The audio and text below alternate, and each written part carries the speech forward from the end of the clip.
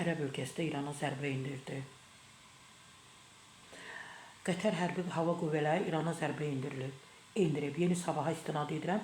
Təbii ki, Yeni Sabahda İsrailin 12-ci kanala istinadən məlumat yayıb. Hücumun mümkün nəticələri barədə informasiya verilmir. Və ABŞ və İsrail İrana qarşı hərbi əməliyyatlara 28 fevraldan başlayıb. Zərbələr nəticəsində həmin gün İran ali dini lideri Əli Xameyni də daxil olmaqla onlarla yüksək səviyyəli məmur ölüb, dünyasını dəyişib.